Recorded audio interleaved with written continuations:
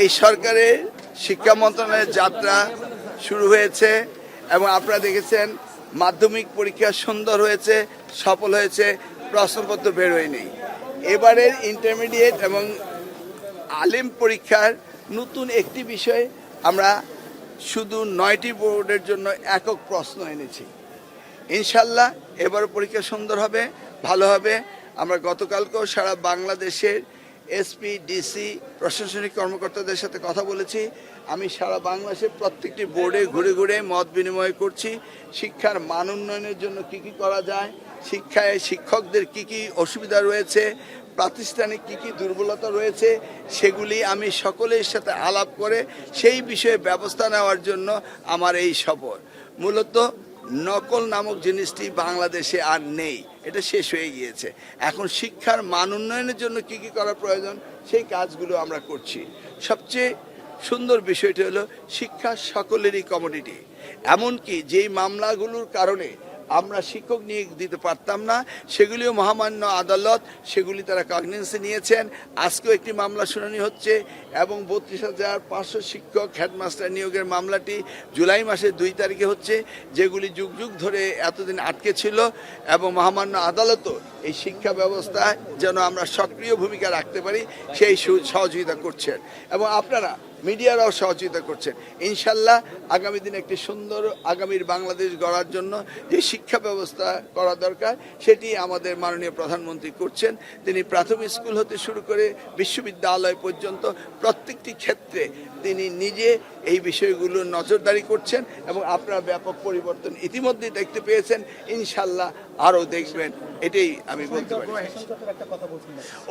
Session জট যেটা আমাদের গতানুগতিক ছিল সেটাকে আমরা আস্তে আস্তে এলিমিনেট করছি। আমরা স্ট্যান্ডার্ড বেস ধরে নিয়েছি 2027-এর এসএসসিদেরকে আমি ধরে নিয়েছি আমাদের স্ট্যান্ডার্ড বেস। এখান থেকে আমরা এগোবো। প্রত্যেকটা পরীক্ষার পরে 2 মাসের ভিতরে রেজাল্ট হতে হবে এবং সাইমিলটেনিয়াসলি রেজাল্টের সাথে সাথে অ্যাডমিশন হতে হবে এবং বিশ্ববিদ্যালয়ে ভর্তি সময় মতো হতে হবে। এখানে কাউকে অনাকাঙ্ক্ষিত কোনো সময় নষ্ট করা যাবে না এবং বিশ্ববিদ্যালয়গুলো তাদের কোর্স এই যে টাইম পিরিয়ড রয়েছে 3 বছরটা 3 বছর শেষ হতে হবে, 4 বছরটা 4 বছর শেষ হতে হবে। এমনকি 6 বছর বয়সে শিক্ষার্থীরা ভর্তি হয়, ক্লাস 10 16 বছর এসএসসি শেষ হতে হবে এবং 18 বছরের মধ্যে এইচএসসি শেষ হতে হবে। কোথাও আমরা এই নবপ্রজন্ম এই শিক্ষার্থীদের কোনো সময় আমরা নষ্ট হতে দেব না, এটা আমরা সিনক্রোনাইজ করে নিচ্ছি। মহোদয়, আপনাদের দুর্নীতির বিরুদ্ধে জিরো টলারেন্স রয়েছেন, তো আমরা একটা তথ্য পেয়েছি, সেটা হচ্ছে যে নরসিংদীর একজন অধ্যক্ষ তিনি দুর্নীতির দায়ে বরখাস্ত ছিলেন, তার বিরুদ্ধে মাওসি প্রমাণ পেয়েছে, অথচ শিক্ষা মন্ত্রণালয় আবার তার বিরুদ্ধে কোনো অভিযোগ পায়নি, তাকে জয়েন করতে বলেছে। এখন তিনি না জয়েন করতে পারছেন না বাইরে আছেন, তো মাওসি এবং শিক্ষা মন্ত্রণালয়ের মধ্যে যে টানাপোড়েন হচ্ছে দুর্নীতির বিষয়, এই বিষয়টাকে আপনারা কিভাবে হ্যান্ডেল করবেন? শুনুন, আপনি একটি স্পেসিফিক ঘটনা বলেছেন যেটার নথি আমি দেখিনি, তবে এটি সত্য। যারা দুর্নীতি করছে তাদের বিরুদ্ধে ব্যবস্থা নিচ্ছি।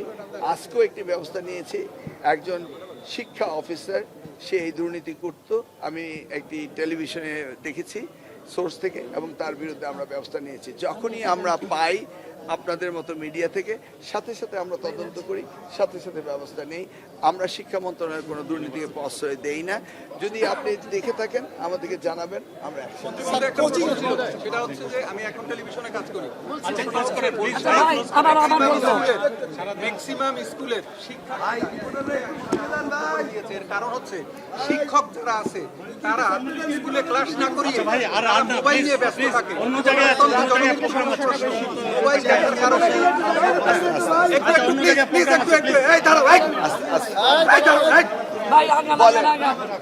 প্রশ্নটা হচ্ছে স্কুলের শিক্ষকবৃন্দ তারা ক্লাস না করিয়ে মোবাইল নিয়ে চাপাচাপি করে, যে কারণে শিক্ষার্থীরা ক্লাসে যেতে অনীহা প্রকাশ করে।